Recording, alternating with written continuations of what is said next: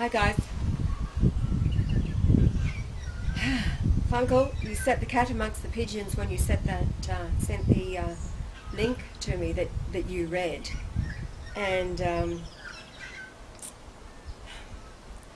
I'm just going to read parts of it as it's quite a lengthy article, but I think it's important.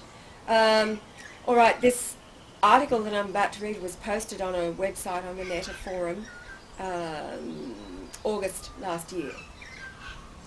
The author, who remains anonymous for his own protection, does say that he served as a judge for 12 years, and he began digging deep when he was asked to, or volunteered to help his brother with an IRS tax problem.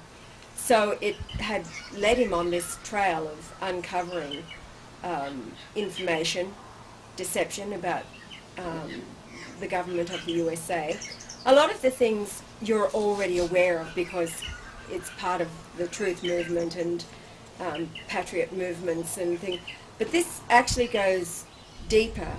I think the hope for America, for a lot of people who are waking up to the absolute evil that they're being ruled by, is to be restored to the Constitution and following the articles and sections of the Constitution as being what should be the rule of law over the American people.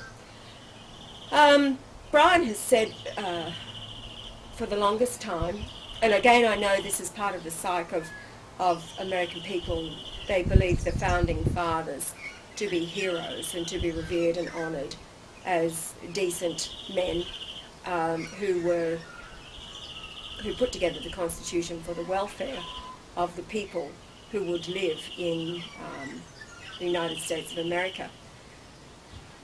The article written by this man who identifies himself as having served as a judge for 12 blows that out of the water completely.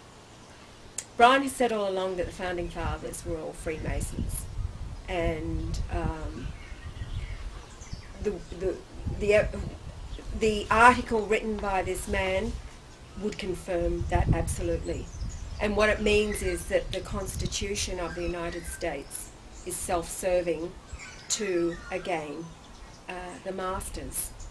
It was never ever intended for the benefit of the populace at large. You know why? Why? Because the populace at large are animals with hands placed on the earth to serve the masters. That's right. And it's all Talmudic. That's is. what Freemasonry is. It's all Talmudic Judaism. It's exactly that. That's what we've been saying all along. However, it's out there now on the net for people to find, so that anybody in the patriot movements, the revolutionary movements that are going on now, that are talking about going back to the Constitution and being governed, forget it. Bottom line is it was a business plan for the benefit. For the elite. For the elite. The businessmen. So I'm just going to read parts of that to you. Funkel, I sent you a response, and so I'll announce it to anybody who's... The game plan. Okay. The reality is God is here. God bows down to no man. God does not fill in paperwork, redeeming straw men. That's all part of the system of the beast, and he has no part of it. The reality is that he takes over. Funkel, I wasn't kidding when I said to you, God hates paperwork. As Jesus, it was let your yes be yes and your no be no. That's it. Now you have contract. Might shake hands. I actually said give a big hug after. But when somebody contracts with you by their yes or their no, end of story. We could save on all the paperwork. That's the way it used to be, and that's the way that works really, really well. If I tell you that I'm going to do something, I make darn sure that I follow through honouring my word. Or if I say I'm not going to do it, that's the end of story. In business, with my ex-husband, he was so big on contracts and getting the contract right to stitch it up. I said right from the get-go, I said a contract won't make a hill of a bean's difference if the soul of the person, if the honour of the person will not back up their word alone. And that's what God is, his word. And I know Brian, as a man, God in the flesh, he honours his word. If he says he's going to do something, he does it. Doesn't have to be prompted, he just does it. And I'm the same. If I say I'm going to do something, even though situation may, I will follow through with what I've said, because I said that I would do that, even if it means inconvenience or even a detriment to myself. If I said I did it, will do it, I will do it. So that's the way it works. Let your word, your word be your word and binding. So getting back to the Constitution, this fellow describes it as a business plan for their posterity. And when I read the Constitution, really for the first time, I downloaded it. Awakening, after reading this article, you can see how obvious it is that they have written it to protect their own interests and their posterity, meaning the continuation of their families, their wealth and their benefit. And yes, everybody else is a slave to serve them. This man, again without a name, he saw the movie The Matrix, and then he actually titled the paper that he wrote The Matrix. He got really, really despondent after all of the information that he unfolded, and he kind of had to go to ground for about 3 months to come to grips with what he had discovered for himself. And then it was like, okay, so how do you live in this life, coping, surviving inside the Matrix?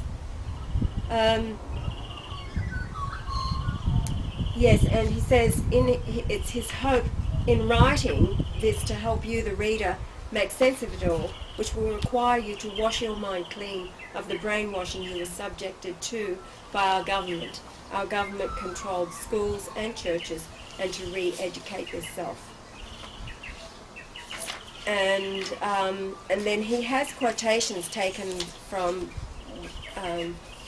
his own research that are highlighted. So it's mostly he's putting it together in essay form, and then he quotes others.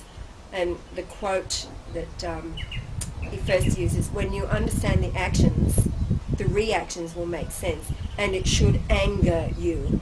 Eventually you will have a choice to make, a choice that will define how to survive life in the Matrix. And okay, he goes down, he says he's just the messenger. He says the people in charge of the Matrix represent the most powerful and intelligent humans on Earth. When gifted children appear in the public schools of the world, they are courted with scholarships, money, and eventually memberships into secret societies.